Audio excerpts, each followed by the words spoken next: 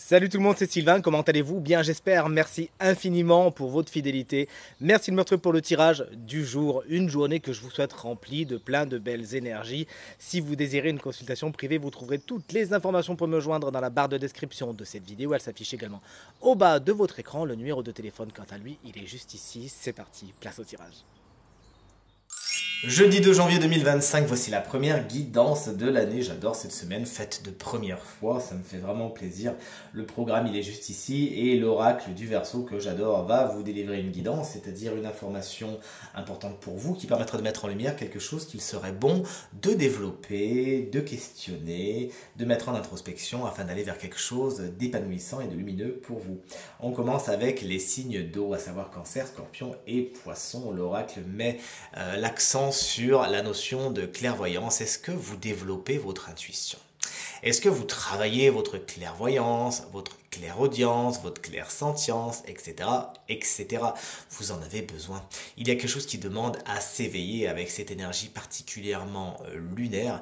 Peut-être que vous vous exercez déjà, auquel cas cette carte est vraiment une indication à vous dire vous êtes sur le bon chemin, continuez ainsi. Peut-être que vous vous y intéressez de loin. Bref, pourquoi ne pas essayer certains exercices afin de développer, de consolider votre intuition qui de toute évidence a des choses à vous dire et est une guidance gratuite et interne que vous avez en vous depuis toujours.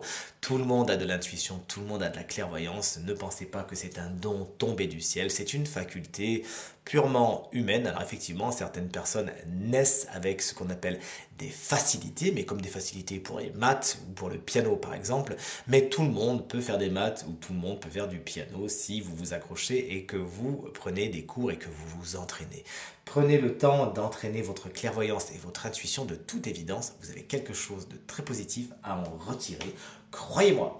Chers amis signes de terre, voici votre guidance, c'est-à-dire Taureau, Vierge et Capricorne. Capricorne qu'on embrasse bien fort si vous fêtez votre anniversaire en cette belle journée du 2 janvier 2025. On vous invite à prendre le temps. Arrêtez de courir après la montre, chers amis signes de terre. Arrêtez de vouloir impérativement respecter de trop près un agenda qui est plus phagocytant qu'autre chose et qui vraiment vous met dans des états pas possibles et vous frustre. Hein. Non, vous allez vous faire des nœuds au cerveau. Cette carte vous invite à prendre le temps, à donner du temps au temps, mais surtout à prendre du temps pour vous, à vous chouchouter, à vous écouter, à faire d'autres choses, à ne pas vous imposer un rythme infernal qui va plus vous prendre d'énergie mentale qu'autre chose. Laissez également les choses en suspens. N'essayez pas de presser les situations et les relations. Tout vient à point à qui sait attendre. C'est ce que semble vous indiquer cet oracle aujourd'hui. Chers amis, signe de feu, voici votre première guidance de l'année. Les béliers, les lions et les sagittaires. Qu'est-ce que vous voulez de mieux? Une carte qui vous correspond bien, hein, avec une carte particulièrement flamboyante, celle des plaisirs. On vous invite à vous interroger sur vos plaisirs. Quels sont-ils? Les mettez-vous suffisamment en avant? Mettez-vous peut-être ceux des autres avant les vôtres? Je ne sais pas, c'est une carte qui peut effectivement s'interpréter de mille et une façons, mais mon intuition me fait vraiment penser à cela. Où est votre plaisir? Où le mettez-vous? Le mettez-vous suffisamment en avant ou le mettez-vous trop en retrait? Pour certaines personnes, je l'ai vu d'ailleurs la semaine dernière avec une cliente, cette carte indiquait que certains plaisirs sont questionnables et doivent être remis en question, car s'ils vous apportent du plaisir, c'est peut-être que sur du court terme, et sur le long terme, c'est plus quelque chose qui vous fera du mal. Bref, une carte qui vous invite à vous interroger sur la notion de plaisir, où vous la mettez et où vous mettez le curseur. Et on termine cette guidance avec vous, chers amis signes d'air, à savoir les Gémeaux, les Balances et tout comme moi, les Verseau. La carte de la loyauté vous met l'accent sur l'authenticité. Êtes-vous entièrement authentique? Alors bien évidemment, hein, tout le monde met un masque en société, on le sait, mais on vous invite plus que jamais à le mettre le moins possible et à être proche de vos valeurs.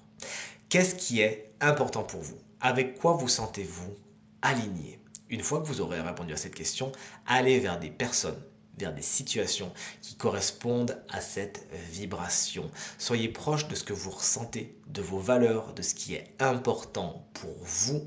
Attirez-les à vous et sachez mettre des limites saine entre ce qui n'est pas positif pour vous, ça peut être des personnes également, et vous-même. Allez plus que jamais vers la loyauté, l'authenticité et votre vraie nature, chers amis signes d'air.